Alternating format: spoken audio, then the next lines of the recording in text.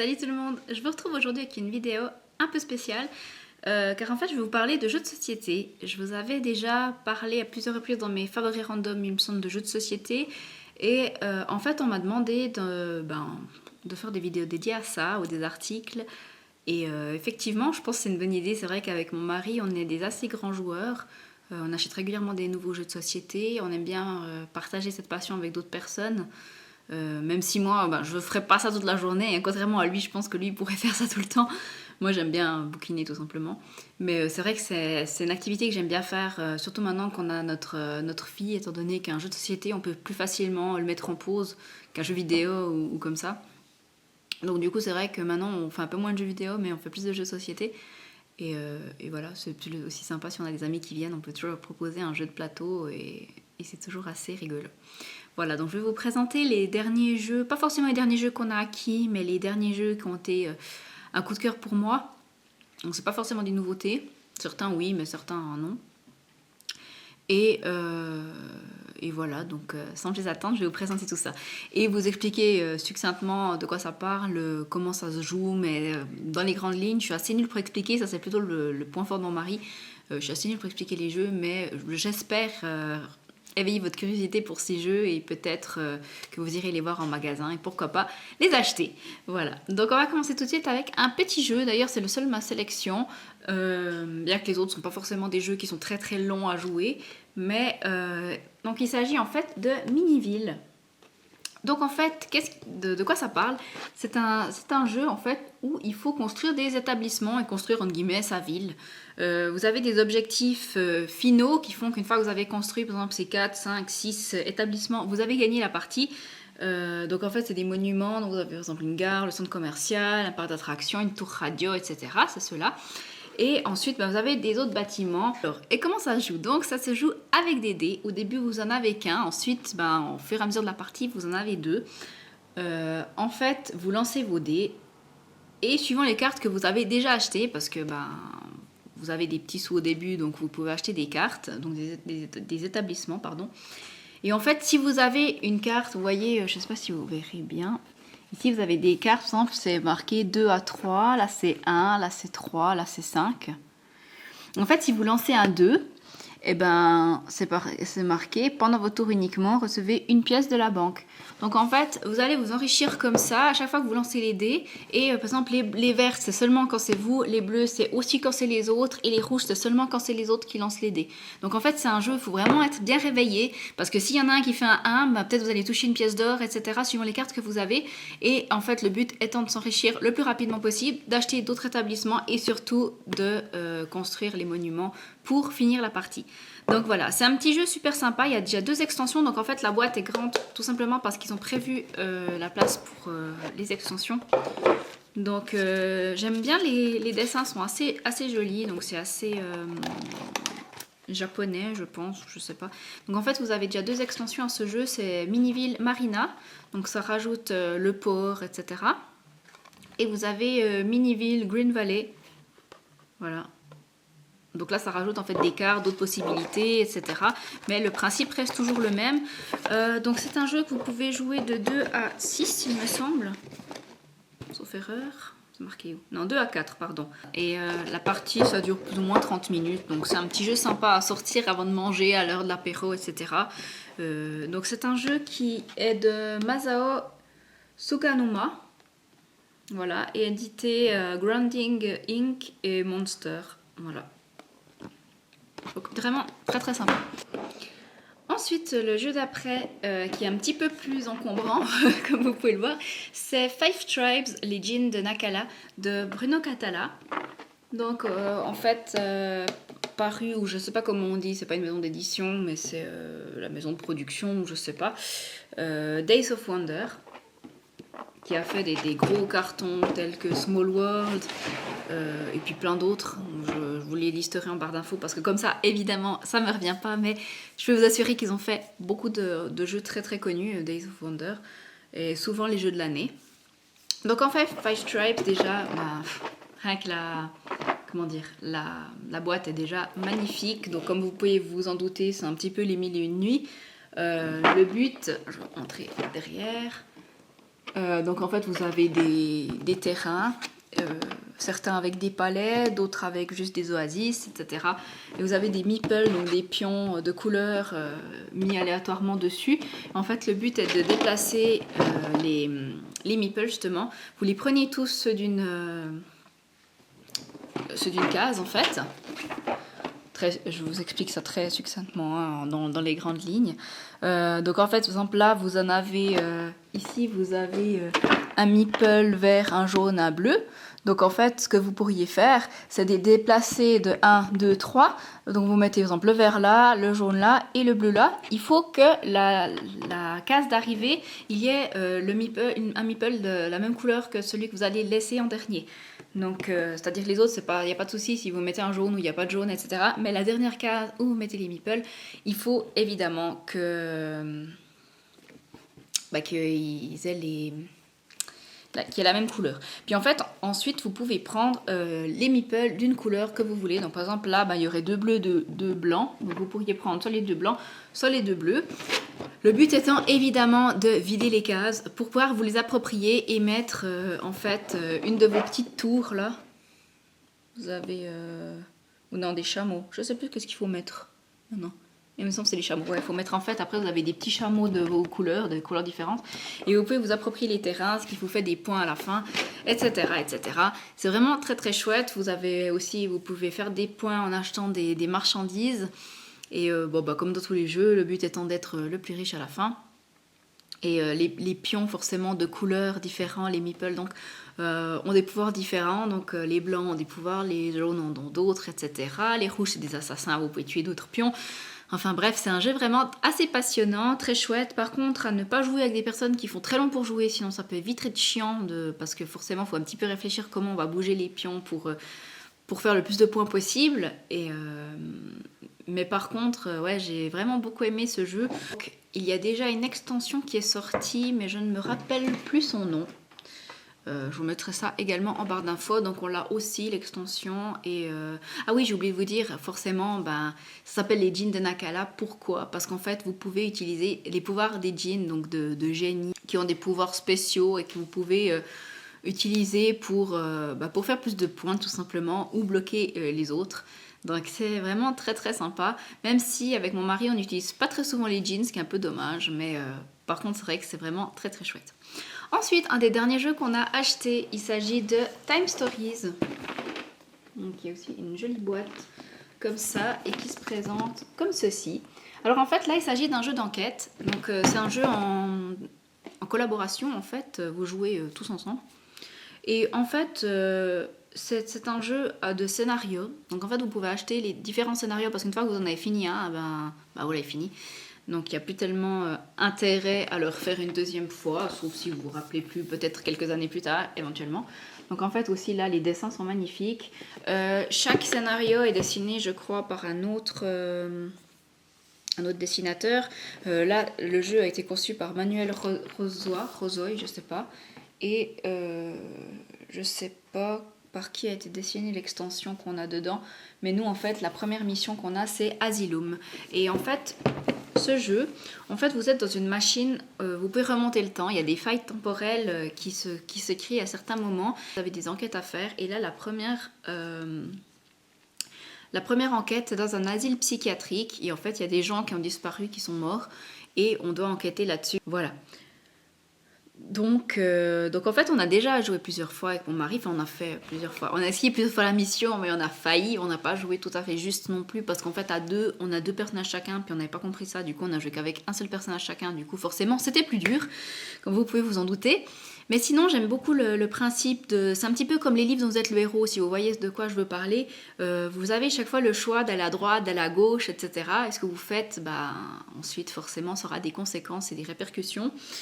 Du coup c'est vraiment très très chouette. Là c'est un petit peu glauque justement dans cet asile psychiatrique, c'est un petit peu à la Shutter Island si vous avez vu le film ou lu le livre. Donc c'est vraiment assez passionnant et puis un petit peu flippant aussi, mais néanmoins super chouette. Et voilà, je me réjouis d'y rejouer. Pourquoi pas avec d'autres personnes, parce que ce sera sûrement peut-être plus sympa qu'à deux, parce que forcément à deux on joue souvent, tandis que on voit pas trop les autres, comment dire, J'aime bien aussi quand il y a plus de personnes parce que ça crée plus de possibilités. Puis des fois, ils ont d'autres idées que nous, on n'aurait pas pour résoudre des énigmes. Tandis que forcément, qu'on est deux, ben, ça réduit un peu le champ de possibilités.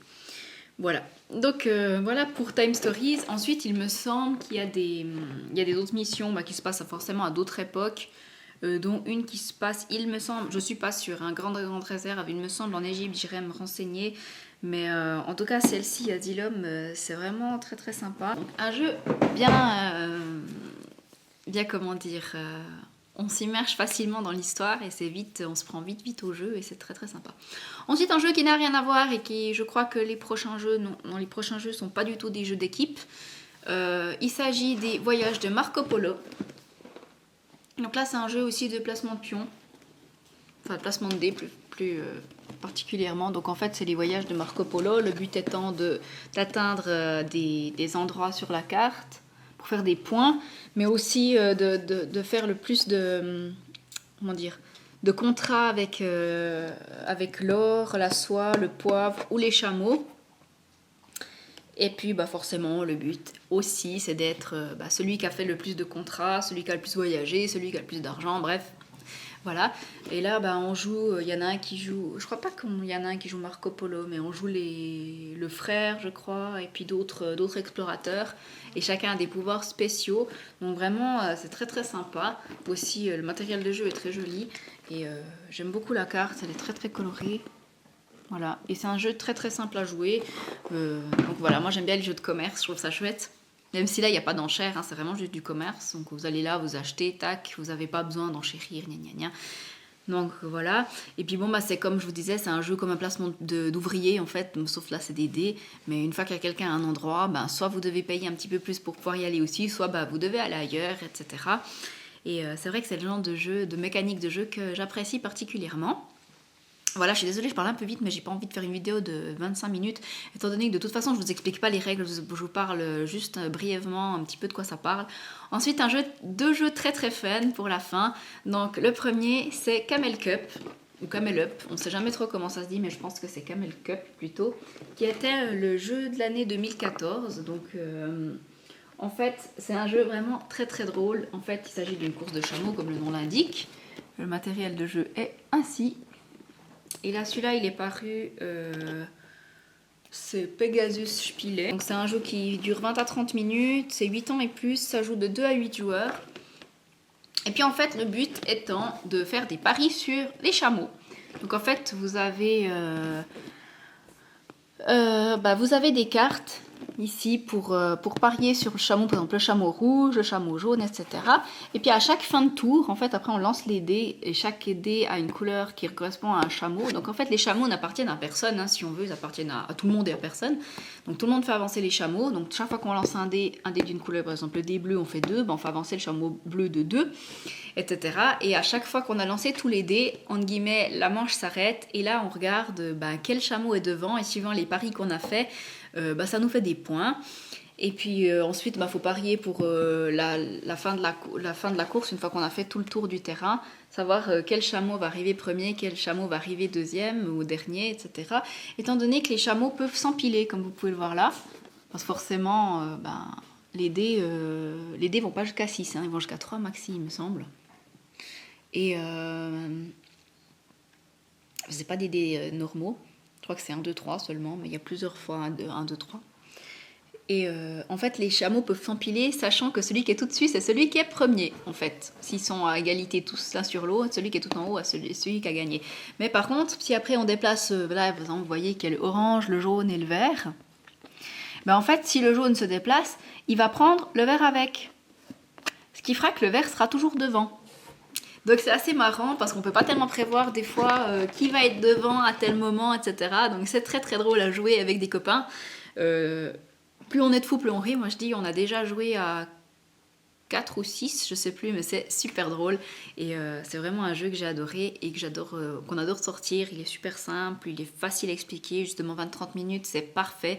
C'est vrai que si on joue avec des gens qui n'ont pas trop l'habitude de jouer, je me vois pas trop sortir un jeu qui dure 1 heure, 1 heure et demie ou 2 heures. On a des jeux qui durent vraiment très très long.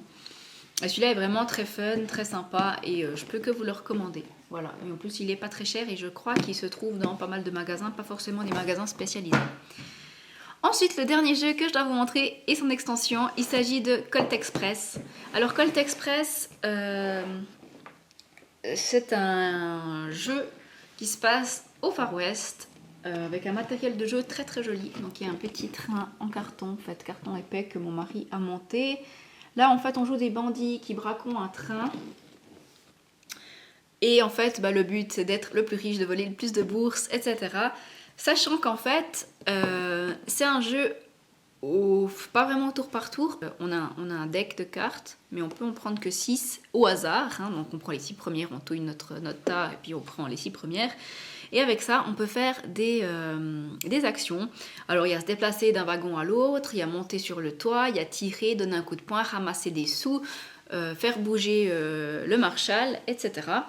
Dans le sens aigu d'une montre, on va poser une carte, par exemple, moi je me déplace, l'autre il fait ci, l'autre il fait ça, l'autre il tire un coup de feu, etc. Et on fait ça jusqu'à la fin, parce qu'en fait, vous avez des cartes objectifs, vous voyez que vous devez jouer 3 cartes face visible, une carte face cachée, parce qu'on est dans un tunnel.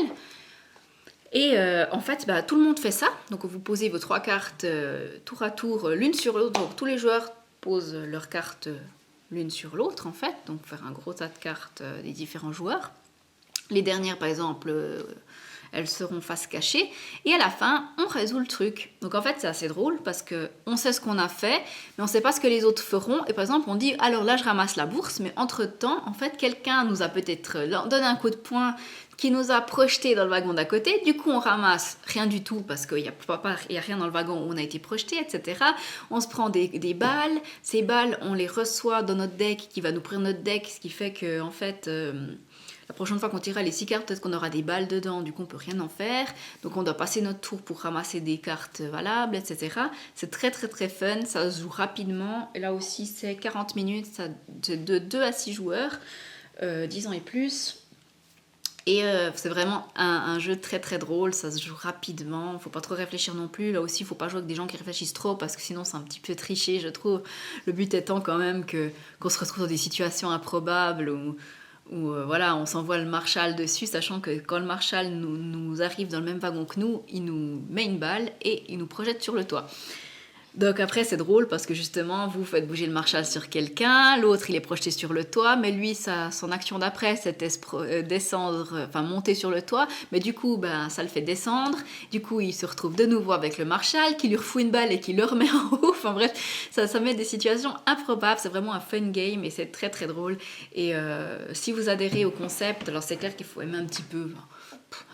Je dirais que le scénario du fait que c'est au Far West, ça change pas grand chose, hein, je veux dire, ça pourrait être n'importe où, mais là je trouve que c'est vraiment chouette, le petit train est très joli, le matériel de jeu est joli, c'est très facile et simple à expliquer. Et ensuite, maintenant en fait, ils ont sorti ce mois ou le mois passé, je sais pas, une extension qui s'appelle Chevaux et Diligence, c'est la première extension, je crois qu'il y en aura 2 en tout d'après mon mari. Et là en fait, ça rajoute des chevaux et une diligence et le cocher. Et 2-3 trucs en plus. Et là, en fait, on peut aller à cheval à côté du train. Et souvent, à la fin, en fait, du jeu, il faut s'échapper du train pour pas se faire attraper par le shérif. Donc ça rajoute un peu de piquant au jeu. Et puis le fait de pouvoir aller à cheval pour se déplacer plus facilement d'un wagon à l'autre. Parce qu'on peut se balader seulement d'un wagon à l'autre. Et pas plusieurs à la fois. Sauf qu'on est sur le toit que c'est 3 wagons. Enfin bref, je m'embrouille, ça vous sert à rien de savoir ça. Enfin bref, ça rajoute un peu de piquant la diligence. Surtout dans la diligence, il y a des otages à prendre. Donc il y a un caniche, il y a je crois une vieille dame, il y a un photographe, etc. Et ils ont chacun leurs avantages et leurs inconvénients. Ils nous donnent une prime à la fin. Et ça met un peu de piquant au jeu et puis c'est vraiment sympa. Donc voilà, je peux que vous recommander ces jeux Colt Express, c'est vraiment très très très sympa. Et ça c'est paru chez Ludonote, voilà, donc, qui est une maison française de jeux.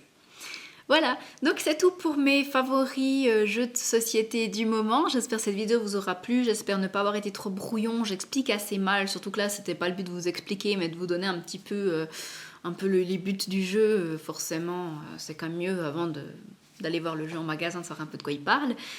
J'espère que ça vous a intéressé. Dites-moi si vous faites des jeux de société, et si oui, lesquels. Peut-être que j'y ai déjà joué aussi. Si vous avez un jeu en particulier où vous aimeriez que je vous fasse une revue, où je vous en parle, ou vous aimeriez ça plutôt par écrit, etc. Enfin, dites-moi tout ça, je vous fais de gros bisous et je vous dis à tout bientôt. Bye bye!